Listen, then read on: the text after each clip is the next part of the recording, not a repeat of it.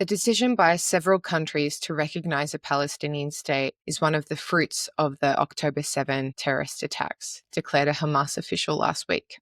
Hamas brought the issue back to the forefront, and that is why all the countries are starting to recognize a Palestinian state. Unlike most forms of Hamas propaganda, this claim has a ring of truth.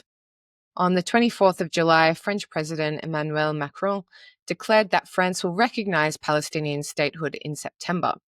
5 days later, British Prime Minister Keir Starmer announced that the United Kingdom would do likewise as a means to spur a proper peace process unless Israel takes substantive steps to end the appalling situation in Gaza, agree to a ceasefire, and commit to a long-term sustainable peace, reviving the prospect of a two-state solution.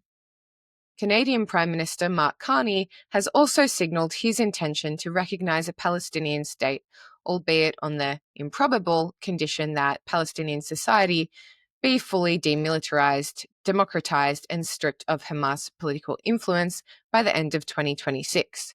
None of these announcements would have been made if Israel's ongoing military response to Hamas's 2023 terrorist attacks hadn't generated a surge of sympathy for affected Palestinian civilians, while also sparking a wave of virulent anti-Israeli and sometimes anti-Semitic hatred. Israel is not committing genocide in Gaza, but tens of thousands of Palestinian civilians have died. The exact number is impossible to determine because the Hamas officials responsible for releasing casualty numbers do not distinguish between combatants and non-combatants. And food shortages have become acute. Images of dead, injured, and malnourished families circulate widely. As a result, Western leaders such as Macron, Starmer, and Carney have faced mounting political pressure to take action of some kind. By offering headline-grabbing announcements regarding Palestinian statehood, they can present themselves as proactive agents of peace. The idea of Palestinian statehood is hardly novel. An aspirational entity known as the State of Palestine has been endorsed, on paper at least, by about 3/4 of all the United Nations member states, and UN bureaucrats, committees, and special rapporteurs regularly issue communiques about the supposed need for the other quarter to follow suit. In 2000, Yasser Arafat was offered a demilitarized Palestinian state by Bill Clinton and Ehud Barak on more than 90% of the West Bank and 100% of the Gaza Strip. Instead, he chose to unleash a terrorist campaign, euphemistically known as the Second Intifada.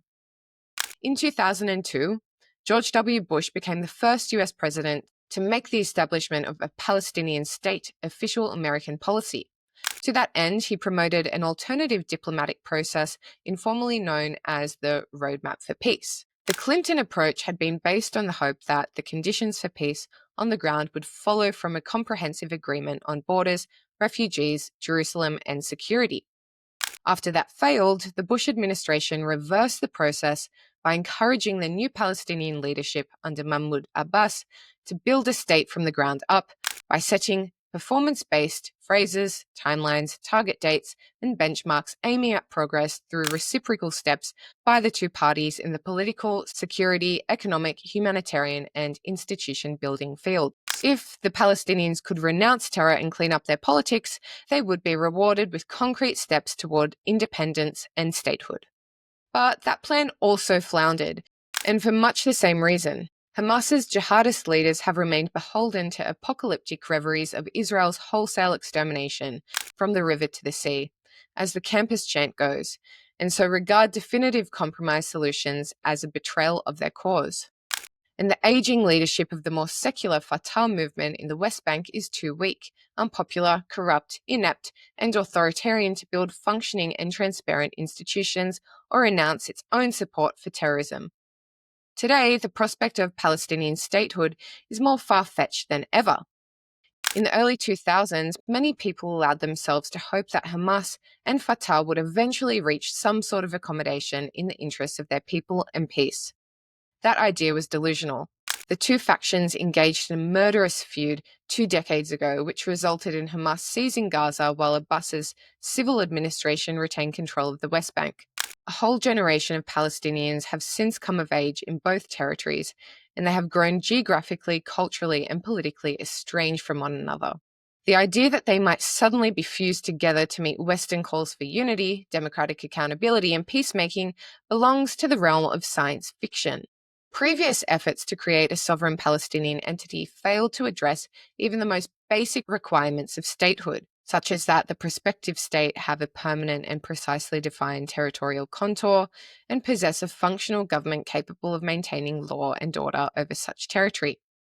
That deficiency persists to this day. The main reason why Israel remains militarily engaged in Gaza is that no competent government in waiting exists, as Hamas, which is classified as a terrorist organization by both the European Union and Canada, has spent the last 2 decades dismantling all forms of civil society lying outside its direct control. Nurturing an alternative government in this kind of politically stunted society will be the work of generations. It can't be summoned into existence by Western leaders seeking to appease domestic constituencies. A central historical problem is that the Arabs who have come to be called Palestinians had no coherent national identity before the rise of Zionism turned them into accidental geopolitical actors a century ago, nor any unique language, distinctive cultural legacy, national literature, specific religious creed, or pre-Zionist national mythology on a scale that might bind together a true state. Rather, the Palestinian national mission, such as it is, has always comprised an externally directed campaign to subdue or eliminate the region's Jewish presence. Even if an actual state could be summoned into existence on the basis of such a nihilistic creed, Israel would never countenance it, nor should it. It's important to remember that the Palestinians are hardly the only stateless global actors who dream of creating their own country.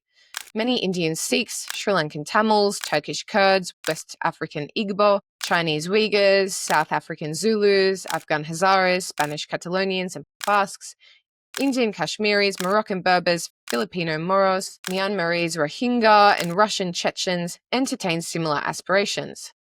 By encouraging Palestinian aspirations to statehood at this juncture, the leaders of France, Britain, and Canada are effectively communicating to all of these groups, and many more besides, that they can gain international support for their cause by massacring large numbers of civilians in the manner of Hamas's 2023 attacks, taking hostages for use as bargaining chips, and then leveraging the inevitable military reprisals as a propaganda tool.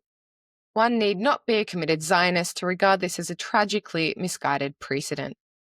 Thanks for listening. This was Against Palestinian Statehood, published in Quillette on the 5th of August 2025. It was written by the Quillette editorial board. This is our official editorial stance on the idea of Palestinian nationhood. Let us know what you think of it in the comments and head to quillette.com for more information. Thanks for watching.